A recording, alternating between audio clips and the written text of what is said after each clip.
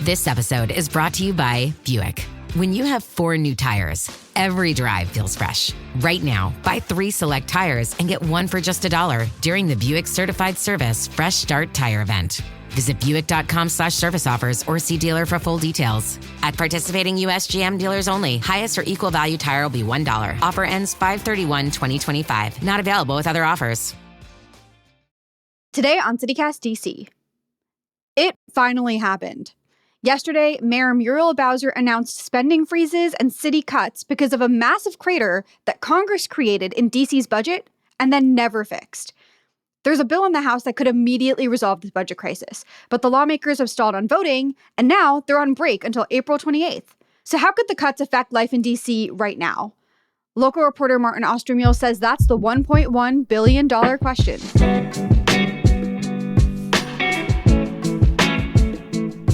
Today is Wednesday, April 16th. I'm executive producer Priyanka Tilve, and here's what DC is talking about.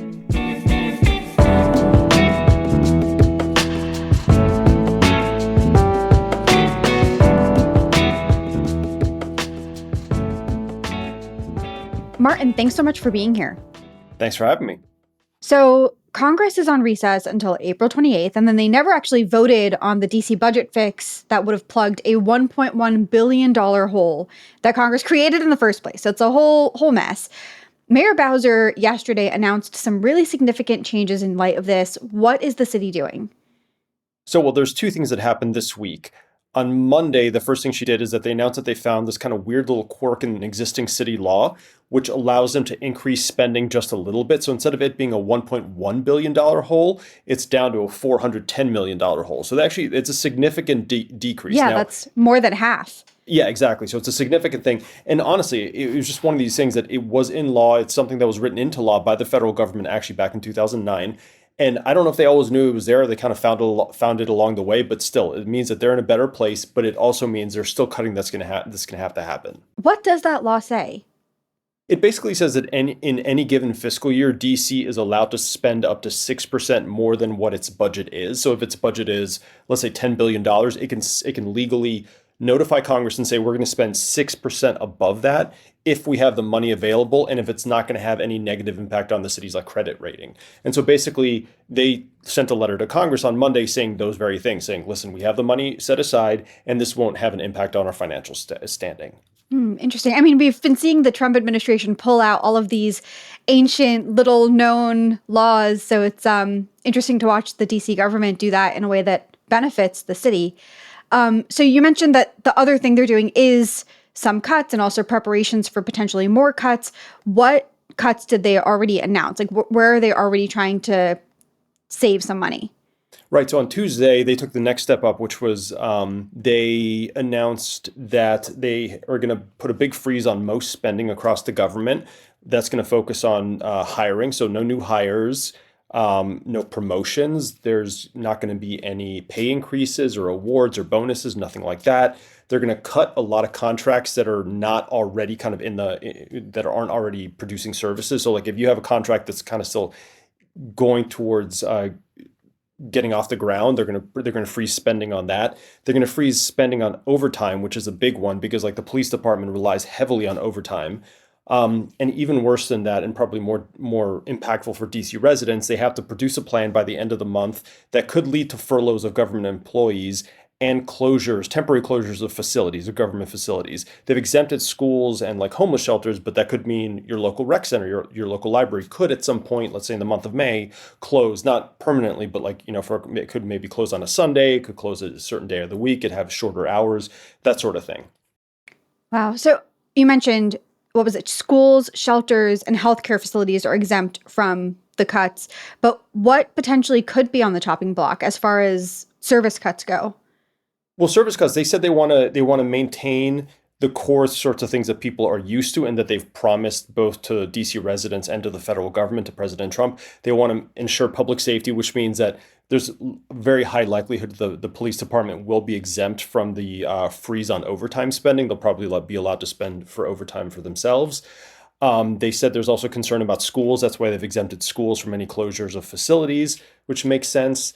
And then core city services like very unlikely that they're going to discontinue trash pickup or something like that. I mean, the sorts of critical things that you expect on a daily basis, they're going to keep doing. But there are a lot of other things that the government does, but we have to, it's a very wait and see sort of moment. Because again, people may only start noticing when these things start happening. It's easy to forget that the government runs a lot of services off of contractors. I mean, they hire out a lot of outside vendors to run programs. And some of that money is going to be frozen, but you may not find out until like you show up at a rec center one day and like your favorite like music instructor who teaches your kids on a daily basis, well, they're just not there anymore because the funding for their position was frozen. It could be things like that. Yeah, when I first heard this news, I was trying to think of like what are non-essential DC services that I use, and I know we can't actually speculate because we haven't gotten this information yet. But some of the things that came to mind for me were like the DC pools. It's almost pool season. And I feel like that would be one of the first things to go because it's so clearly non-essential. I was also thinking about all of the things that the library does. And we might see some service cuts there because it's, again, things that might be considered superfluous. Yeah, no, absolutely. And I've been around DC long enough and covered DC long enough that I remember back, I think it was around the time of the recession, 2008, 2009, there was obviously a lot of budget cuts there, but then coming out of that, there was all sorts of excitement because they finally opened up the libraries on Sundays. Like they restored Sunday hours that had been gone for a long time. But now we've completely gotten used to that. I mean, like when is the last time we didn't have Sunday hours at DC public libraries? But that's one of those things that I'm sure they're considering that, listen, if we're going to save, let's say we save $500,000 by trimming hours at the public library system, is that something we should do? Is it a critical service? For some people, I'm sure it is, but it's not as much, kind of a life or death sort of service as like not picking up the trash for a week or two. Right. Yeah, exactly. And even things like the police, I know the police are likely to be exempted from overtime pay, but they would have to submit those exemptions on a case-by-case basis, right? Yeah, absolutely. So every agency is allowed to request an exemption to any of the spending freezes. It could be that they really need to hire a certain person for a certain position that's critical. It could be overtime spending, like you just mentioned, and especially the police department. I just looked it up that in the last fiscal year, the fiscal year 2024 budget, they went through something like 2 million hours of overtime that was worth something north of $130 million. Like it is a significant, and it's been a problem for a while. Like the city council really doesn't like that there's that much overtime spending. But it's also the reality of the police department because they're understaffed. So they work the staff that they have long hours. So I think it's a pretty good bet that the police department will request that exemption and will most likely get it. Because again, the mayor has made a promise to President Trump that she's going to focus on public safety, and overtime spending is a big part of that.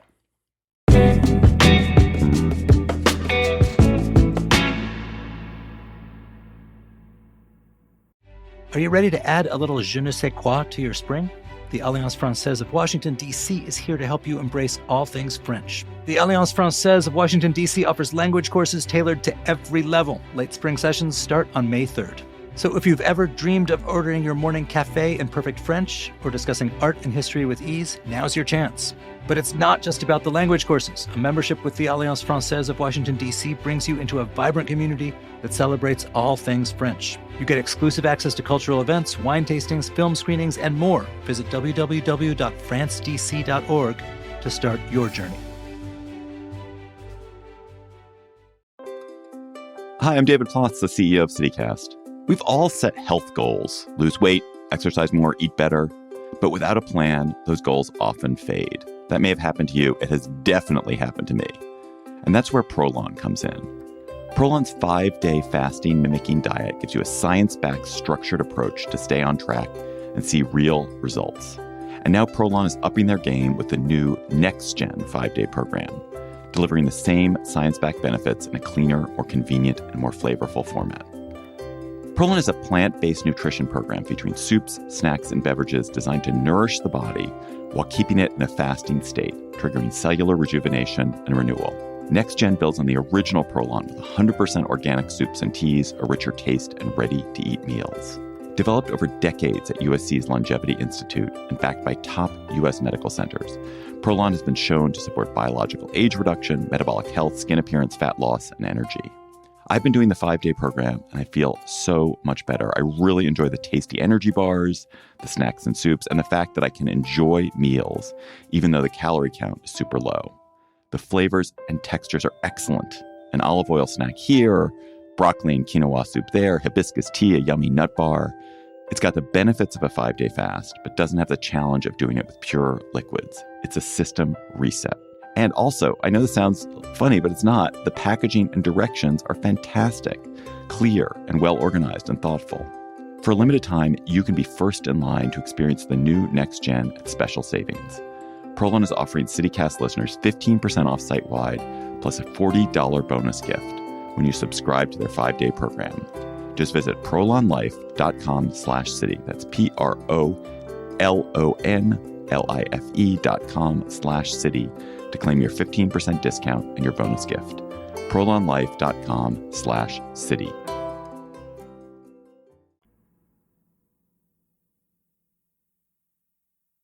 So just to back things up a little bit for anyone who hasn't been following the story as closely as you and I have, Martin, these cuts are meant to kind of bring DC somewhat back to its 2024 spending levels because that was what Congress dictated. And we're talking about all local taxpayer dollars, not a single federal cent. Is that right?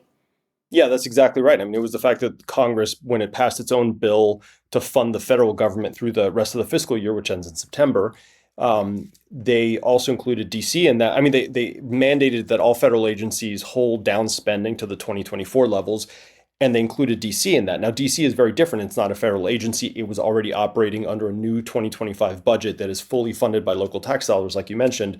So that meant for them, it was an immediate cut. It was saying, listen, you have a bigger budget now than you did last year. Well, you have to revert to last year's budget, which means you have to start cutting your spending levels. But yeah, it's all locally raised dollars. And the other thing that city officials have made clear now is that they're making these cuts while they're still collecting revenue to pay for these services. Because again, they collect revenue over the course of the year to pay for services as they go. So they're still collecting revenue. Like, we're still paying tax dollars, sales taxes are going to the city, but that money is not going to go pay for services. They're literally going to just put it in a bank account and wait to be able to use it the next fiscal year. Because again, they've been told they can't spend right now at the levels they expected to. You've been covering DC politics for a long time. Have you ever seen anything like this or imagined DC being in this position with the federal government? I mean, there are reporters who have been at it for longer, so I'm sure they have some example. But in the last 15 or so years that I've been watching, I've never seen anything exactly like this. During the Great Recession of 2008, 2009, the budgets were terrible. There was lots of cutting that happened back then.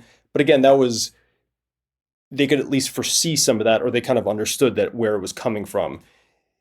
And then same thing when you fast forward to 2020, when the COVID pandemic hit. The economy tanked, and within a span of 2 months, they had to slash $700 million out of the city's budget. And that was a surprise. They managed to do it, but a lot of that was backfilled with federal aid. So again, this is very unprecedented in the sense that it's not the district's fault. Congress did it. It was basically, they've all but admitted it was a mistake. They just haven't fixed the mistake.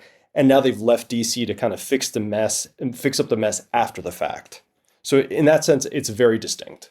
And when the House first started stalling on reversing this bizarre budget cut situation, which was a month ago now, DC leaders kind of decided to approach it with a wait and see approach. Do you think that was a mistake? No, I mean, they have to tread very carefully. They don't want to, they recognize the political realities. There's Republican control of just about every branch of government at this point. They can't antagonize anybody. They've been doing everything they can to kind of stay on President Trump's good side. And I think they're trying to do the same thing with the Republican majorities in Congress. So they've been very careful in how they message this and how much they say to the public. Over the last 3 weeks, I mean, they've said bits and pieces have come out as they've been asked questions by the press, but they're not proactively putting out any sort of aggressive messaging or kind of rallying the troops that they would have, the way they would have during the first Trump administration when they were much more aggressively anti-Trump. So it's a little strange, but then again, it kind of maybe sort of paid off in the sense that they actually got President Trump to tweet on their behalf. Now, it didn't get the Republicans on the Hill to do anything, but still, I mean, the fact that they got the president to tweet about a DC budget fix is it's something of a victory. Now, it didn't lead to anything, but still, I guess they can pat themselves on the back for that. Based on the conversations that you were having with people in the Bowser administration, how are they feeling about this? I'm sure no one wanted to make cuts. No, they're feeling, I mean, I think there's a hefty degree of frustration. I asked one of the senior officials today that was kind of briefing us on what was happening, how it felt to be doing all of this while also navigating this moment in time. Like, this is the time of the year when they're supposed to be formulating and finalizing the budget for next year. That has completely gotten pushed off. Like, they can't get to next year's budget until they fix this year's budget. So they mentioned to me that it's all the work that goes into formulating the budget for next year, and then you toss on top cutting the budget that we have now unexpectedly. And they just said it's an ever-moving target, because also nailing down spending is really hard, because governments as big as this, like, they spend a lot of money, but it ebbs and flows. So they have to find a way to kind of just stop the spending as quickly as possible, kind of take stock of everything and then chart a path forward. And that's incredibly difficult. And I feel like they're kind of running on fumes, but they have no choice. I mean, they have to keep going. Yeah, absolutely. Is there still hope? Do they still have hope that Congress is going to pass this budget fix when it returns from break on April 28th or anytime after they return? I feel like there might be some cautious optimism, but then again, they're not. They can't rely on cautious optimism when it comes to budgets. I mean, the House comes back on April 28th. The likelihood that the House would act quickly is relatively low.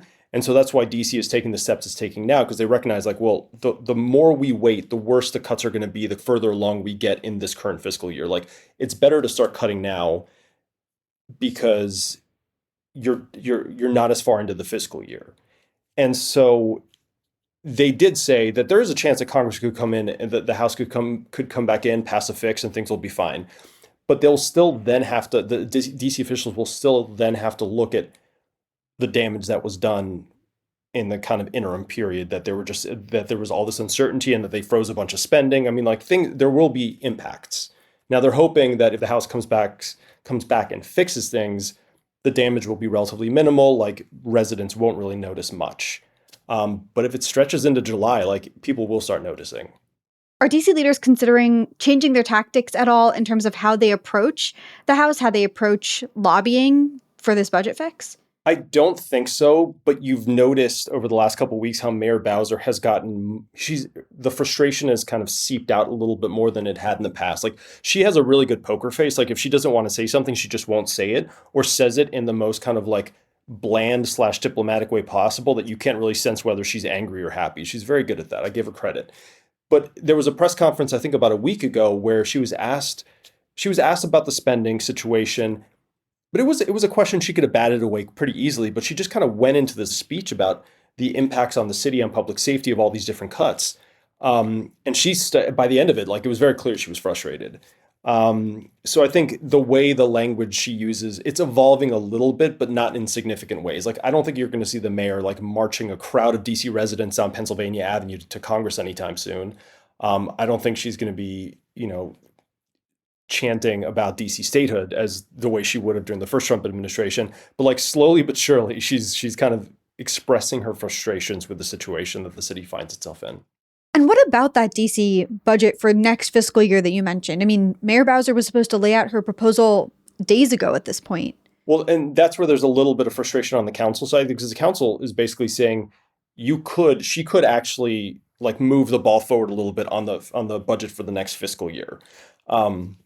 She could get that done. Now, she has some reasons for holding back, but the council's not completely convinced. But I think they're going to start pushing a little bit more, because the more she delays, the more it pushes their schedule. Because by the time they get the budget by law, they have, I think it's about 2.5 months to finalize the process. Like, they have to review what she submitted. They have to hold public hearings. They have to make changes. They have to cast their votes. I mean, all that has to be done in 2.5 months. And traditionally, that wraps up the last week of June, kind of first week of July. And then the council has its 2-month summer recess. Well, I'm pretty sure at this point, like, the 2-month summer recess will be much shorter, just because the budget process is going to stretch into that. And look, public officials know that this is a possibility. I don't think we have to take sympathy that they might lose a little bit of vacation time. Right. None of us get that. No, exactly. We don't get 2.5 months off in the middle of summer. But it's also understandable that it's not a position they love being in, because it's not something that they caused. It's not something that the mayor caused. It's something that was caused by actions in Congress where, again, the district has no voting representation. Yeah, I think like the big running joke I've seen over the last few months is that the one good thing to come out of all of this congressional meddling on our budget is that for the first time, we're seeing all of DC united against something. You see Chairman Mendelson Mayor Bowser and most DC council members all on the same page, which at least publicly has not been the case. No, 100%. I think that they're definitely on the same page, but they're also in this weird place. Like I think I mentioned, the political realities being what they are, they're being extremely restrained to the point that like to get a comment out of a council member about this is a challenge. Whereas in years past, like it wouldn't take much prompting at all. I mean, they'd be like just proactively calling you to give you their very strongly worded thoughts about how frustrated they are that someone else is messing with the city's budget. But they want to make sure that they're not pissing off the wrong people at the wrong time. Right. Wow. Well, thank you for your reporting, Martin. And thanks for being here today. Absolutely. Thanks for having me.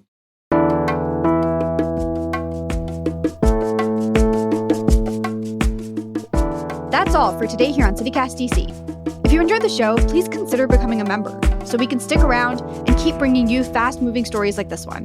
Just head to membership.citycast.fm. We'll be back tomorrow morning with more news from around the city. Bye!